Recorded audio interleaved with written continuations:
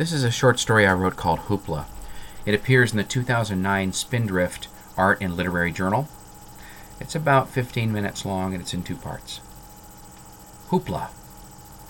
$50 bill. Right there in his hand. At first, Vinny assumed it was an early Christmas present from his father who had been gone for 2 months.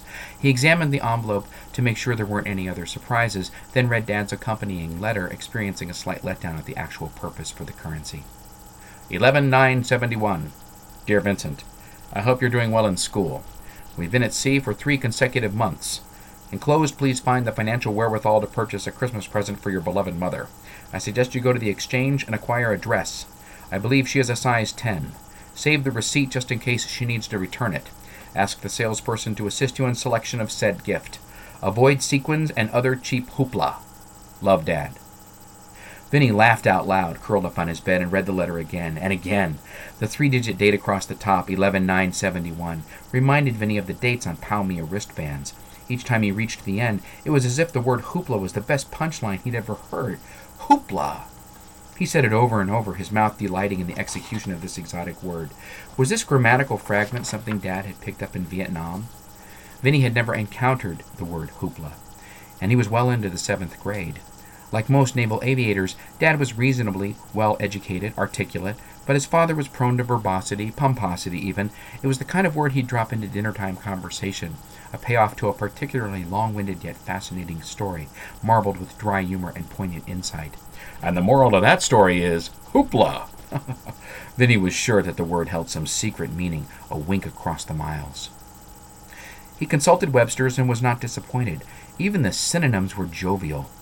Ballyhoo, bustle, brouhaha, hubbub, hullabaloo, hysteria. Also, uproar, celebration, and there were cryptic alternate meanings, such as intentionally misleading talk or propaganda. How could a dress imply propaganda? What was a sequin, anyway, and how could it cause something akin to hysteria? Vinny would surely be on the lookout for such a dress during the course of this mission. He examined the $50 bill up close. This note is legal tender for all debts public and private. Well, that was standard on all currency. And there was the picture of Ulysses S. Grant, a general. How fitting. Vinny giggled. How he loved reading that word. He got on his bike and flew downhill through the forest to the base exchange, screaming hoopla the entire way, cheeks singed by November wind. In the past, Vinny had easily gotten away with giving his parents cheap gifts, hiding behind the old bromide that it's the thought that counts.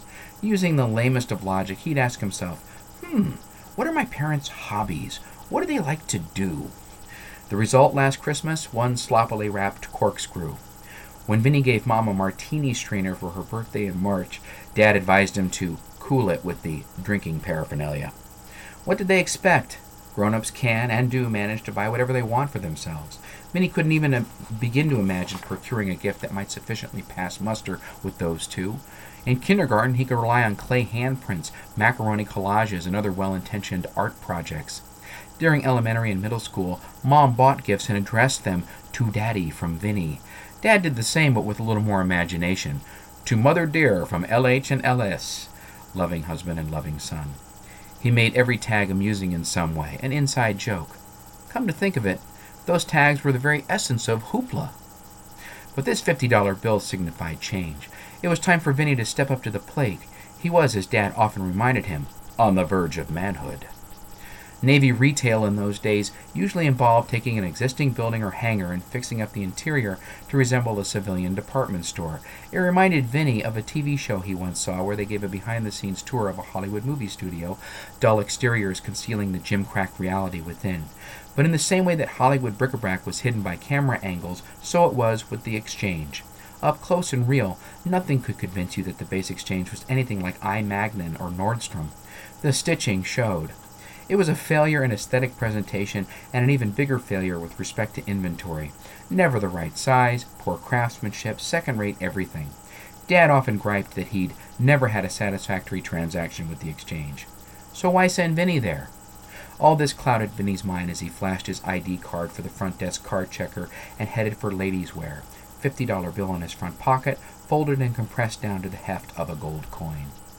He suppressed an initial impulse to buy the first $50 size 10 dress he could find and bolt. What if Richie or Mike saw him? There was no salesperson, contrary to what Dad's letter had promised. He was completely on his own. There were exactly 3 size 10 dresses. None had sequins as far as Vinny could see, but they somehow seemed too small. Confused and demoralized, Vinny did an about-face and hid out in the record section. 4 bins of LPs in alphabetical order with some 45s on the wall above. He did not break the 50, though he saw several albums he wanted. After supper that night, Mom set a single Oreo cookie in front of Vinny and refilled his glass with whole milk. "Hey," he said. She looked at him. "How come only 1? I usually get more." "We're on a budget, Vin." "Really?" This was news. They lived in base housing. Everything was paid for by the Navy. It didn't make sense. Mom hadn't even asked him what he wanted for Christmas yet. Lately she'd been quiet, withdrawn. But that wasn't uncommon when Dad was deployed. She lighted a cigarette like it was her only source of daily sustenance. He wanted to ask her questions about dresses, but that would spoil the surprise. For a second he considered handing over the 50 to his mother. They were on a budget after all. But that seemed such a cop-out. No, a dress must be bought, and he was the man for the job. Through dreams and into the following day, he pondered what to do. He thought about it at breakfast, at the bus stop, on the ride to school, during class, and on the bus ride home. A couple of times he guardedly pulled out the folded 50 and stared at it. As he got off the bus, Richie, Mike, and Scott asked him if he wanted to shoot baskets, and Vinny said no. He had homework, which was sort of true. Once through the door, he tossed his books, poured himself a glass of cold milk, and took 4 Oreos from the cookie jar because Mom wasn't home to tell him he couldn't. As he dunked cookies and pored over the mail, Newsweek, Navy Times, McCall's, nothing from Dad, an idea hit him. He entered his parents' bedroom, closed the curtains, and stripped down to nothing. After opening several drawers in the bureau, he found his mother's lingerie and put on panties and a bra.